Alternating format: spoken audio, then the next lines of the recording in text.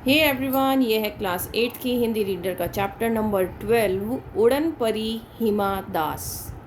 उड़न परी हिमा दास। उड़न परी यहाँ पर क्यों कहा गया है? यहाँ पर अलंकार यूज़ किया गया है। कोई इंसान को आपने उड़ते हुए देखा है? पंख होते हैं इंसानों में? नहीं ना। तो हर जगह अलंकार का यूज़ होता है हिंदी में। इस चैप्टर को पढ़ने का उद्देश्य क्या है? दृढ़ निश्चय, सच्ची लगन और कड़ी मेहनत से हम हर बाधा पर जीत हासिल कर अपने सपनों को साकार कर सकते हैं। दृढ़ निश्चय मतलब पक्का इरादा करना, सच्ची लगन मतलब लगन से काम करना, मेहनत करना। अगर हम चाहें हर बाधा मतलब हर मुश्किल को आसान कर सकते हैं, अपने सपनों को साकार कर सकते हैं। प्रतिभा किसी की पहचान की मोहताज नहीं होती, मतलब अगर आपके पास कोई टैलेंट है तो उसकी पहचान की वो कोई मोहताज नहीं होती। आवश्यकता है तो एक ऐसे जौहरी की जो उसे पहचान कर मांझ कर दुनिया के सामने ला सके। जौहरी मीन्स जिसको हम सुनार कहते हैं ना। जौहरी मतलब जो उसको सुनार क्या करता है, डायमंड को कितना परखता है और वो करता है, ऐसे ही सोने को परखता है ना। तो इसलिए यहाँ पर जौहरी वर्ड यूज़ किया गया है कि भाई बस आवश्यकता तो ये है कि आप उस जौहरी को, वो जौहरी क्या करेगा, वो पहचान ले कि भाई ये बहुत कुछ कर सकता है। ठीक है, यही समझाना इस पाठ का उद्देश्य है। 14 जुलाई 2018 फिनलैंड के टामपेट स्टेडियम पर धान के खेतों में दौड़ लगाने वाली हिमा दास जब अंडर ट्रैक स्पर्धा के ट्रैक पर कुलांचे भर रही थी तो इतिहास लिखे जाने का समय तय हो रहा था। कुलांचे मीन्स उछल कूद करना।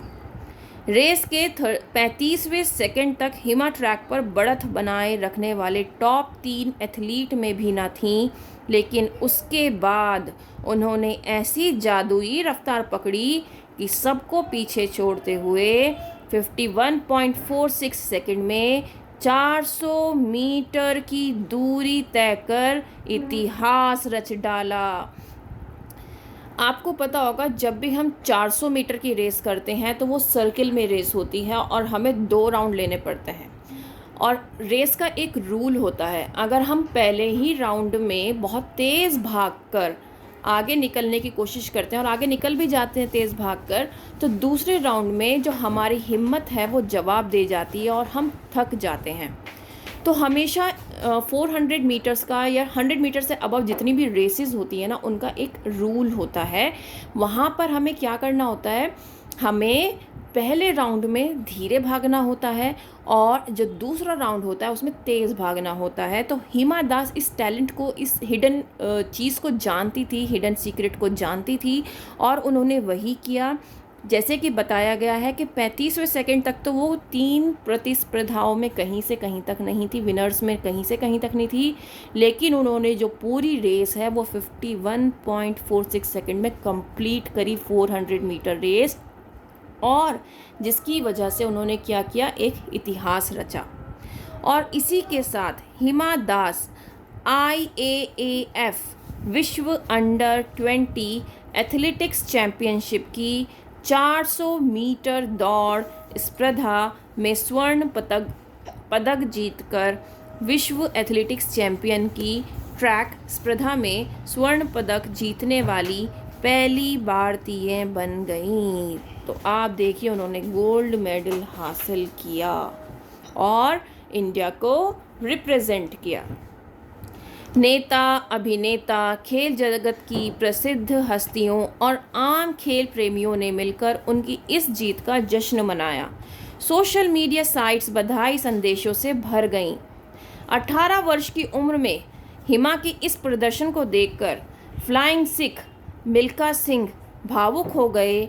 एक अखबार से बातचीत के दौरान उन्होंने बताया कि जैसे ही वे जीती, मैं खुशी से उछल पड़ा।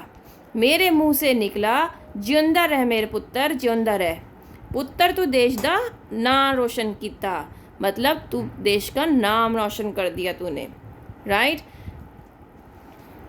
9 जनवरी 2000 को असम के नौगांव ज़िले के एक छोटे से गांव ढिंग में रंजीत और जोनाली दास के घर जन्मी हिमा बहन भाइयों की सबसे छोटी हैं।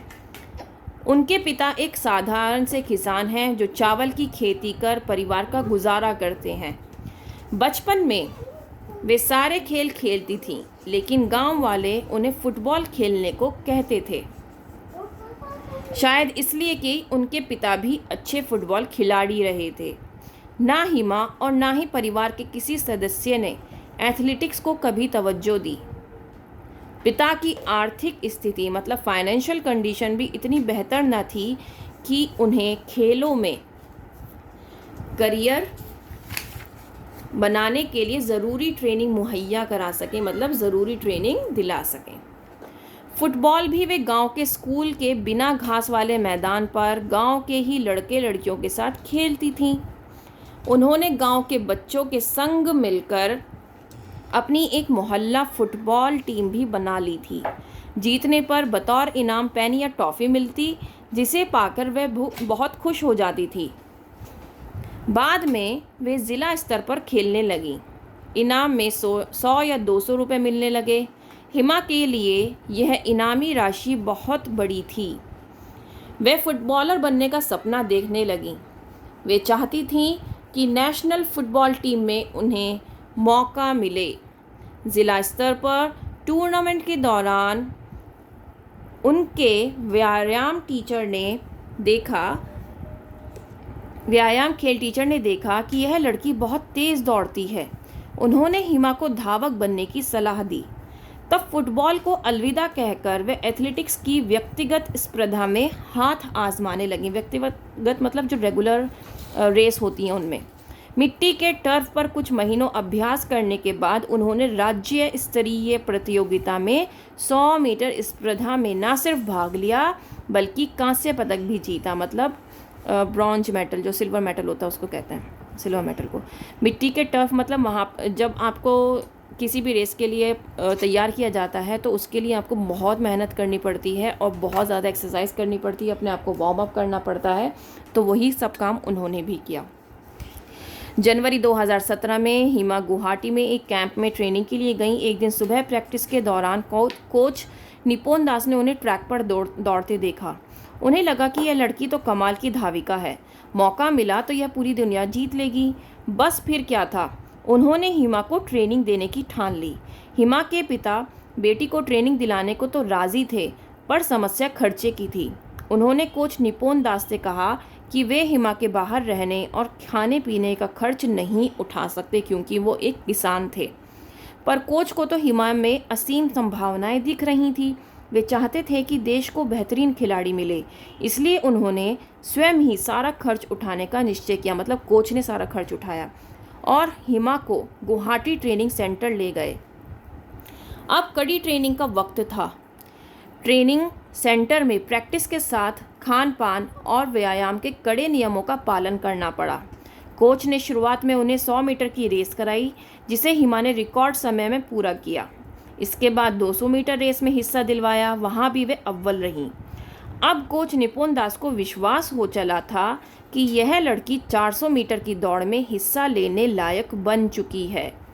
नेशनल टीम में खेलने के बाद अप्रैल 2018 में गोल्ड कोस्ट में आयोजित राष्ट्रमंडल खेलों में 400 मीटर स्पर्धा में वे 6ठे स्थान पर रहीं, 6th स्थान पर वो रहीं। यह उनका सर्वश्रेष्ठ प्रदर्शन नहीं था। उन्होंने मीडिया से बातचीत में कहा था, यहाँ मैं दुनिया के बेहतरीन धावकों के साथ दौड़ी हूँ। इस दौरान मैंने बहुत सी ज़रूरी बातें सीखी हैं। मैं आपसे कहना चाहती हूँ कि मैं अगले जिस भी अंतर्राष्ट्रीय टूर्नामेंट में हिस्सा लूँगी स्वर्ण पदक ही जीतूँगी। मतलब उन्होंने यहाँ पर तो स्वर्ण पदक नहीं जीता, 6th नंबर पर आई, लेकिन उन्होंने यहाँ से बहुत कुछ सीखा। कहते हैं ना कि जब हम कभी हारते हैं तो हमें उस हार से भी कुछ सीख मिलती है और हमें सीखना भी चाहिए। उस हार को दोहराने से अच्छा है कि उससे कुछ सीखो और आगे अपना अच्छा प्रदर्शन दो, और वही काम यहाँ पर हिमा ने किया। इस घटना के बाद सब हिमा दास का नाम भूल गए, लेकिन ग्रामीण इलाके की इस लड़की ने अपना वादा नहीं भूला।